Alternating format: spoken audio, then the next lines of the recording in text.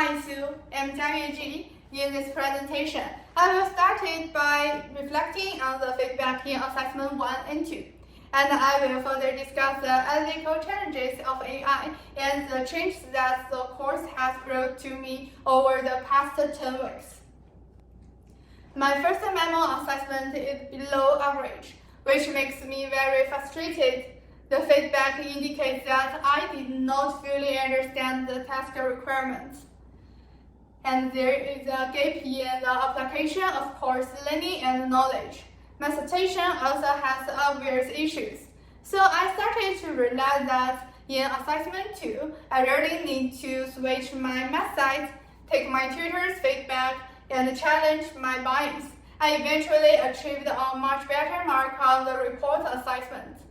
I would attribute the improvement not just to my efforts, but to my open and humble method, which is exactly the growth method and the continuous self-reflection spirit that I learned at the beginning of this course.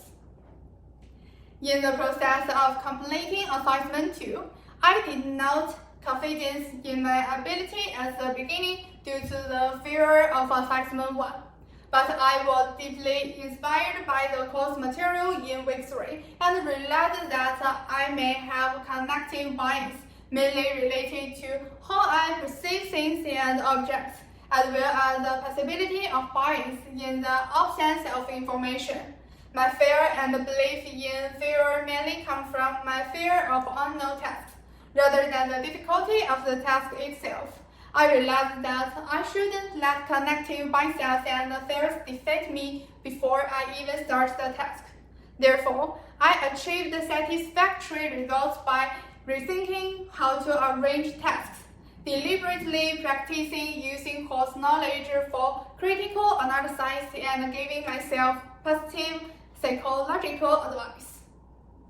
My key takeaway from completing the 2 assessments is having a constant awareness of potential bias underlying my behaviors.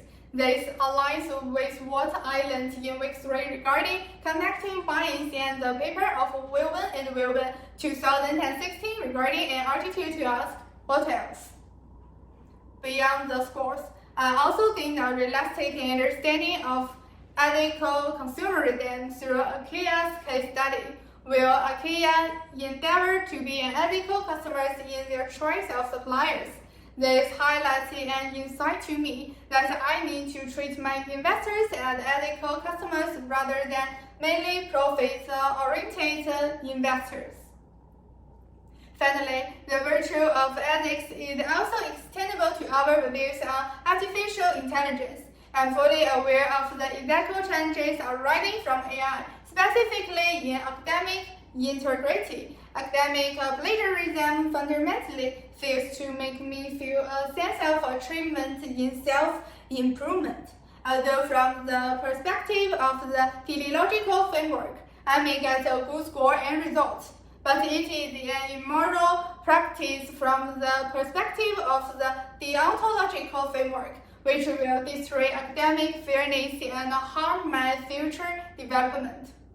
I will always actively adhere to my ethical framework to accommodate academic performance and self-improvement standards, and always adhere to academic fairness and integrity. In summary, I have benefited a lot from this course, and I am grateful to the teaching team for their help. Thank you.